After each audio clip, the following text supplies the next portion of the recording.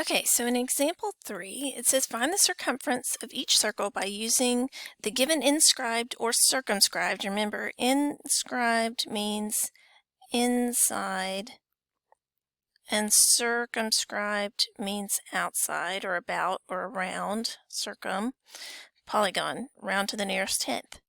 Okay, so if we want to find the circumference, so in the word, well, we want to find the distance around the rim of this circle right here. And so what we need, if the formula for circumference is pi d or 2 pi r, if we knew this diameter, if we knew this distance right here, we could figure out the circumference. Now I'm going to go pi d. That's going to end up being our shorter formula here.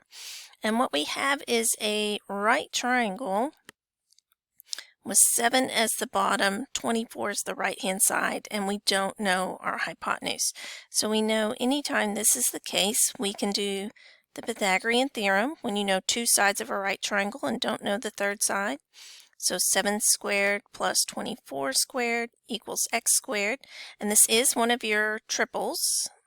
X will come out to be 25. So if our diameter is 25, then circumference would be 25 pi. So if you were going to leave your answer in terms of pi, it would be 25 pi centimeters. This one specifically said round to the nearest tenth, so we would put 25 pi in our calculator to get 78.5. centimeters. And this is just plain old centimeters, not centimeters squared, since it's a linear distance around. Okay, let's look at part B. This 3 is the base of this square, and we know it's a square because all the sides are the same amount. And so if we want to find the diameter on this one, so that we can do pi d, pi times diameter, then we need to find the diameter again. So what I'm noticing here is if this is a square, if this is a right angle here, and that both sides are 3, then don't I have a special right triangle? Don't I have a 45, 45, 90? Anytime I have a right isosceles triangle, it's 45, 45, 90, so this will be 3 square root 2. Now, what if you didn't notice that right off the bat? What other options do you have?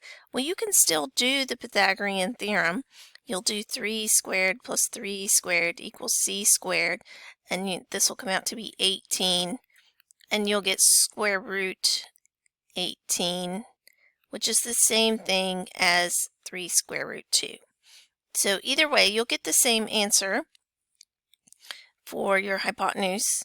So either right now you're saying 3 square root 2 pi, or you're saying square root 18 pi. It's the same thing.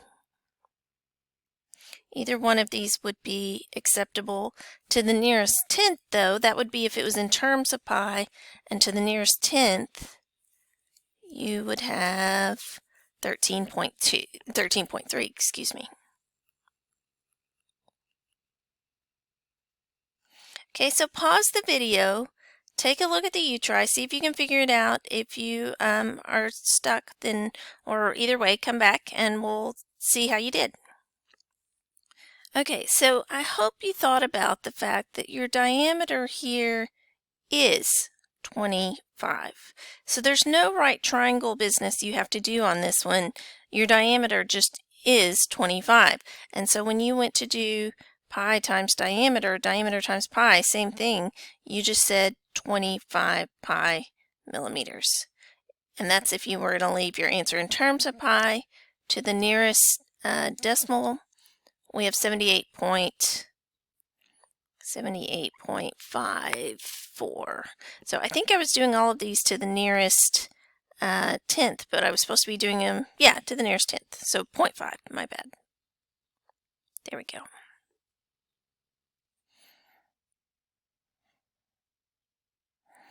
Okay, so what is the difference really between circumference and area of a circle? Well, we know that circumference is the distance around the circle, versus area is the amount on the inside. And so this formula is 2 pi times radius, or pi times diameter, diameter times pi, same thing. And area, that's when we do the pi r squared. Okay, those are the two main formulas. Then we talked about parts of circles. This one is going to be called an arc. And here we talked about part of a circle, a pizza slice if you will, is called a sector.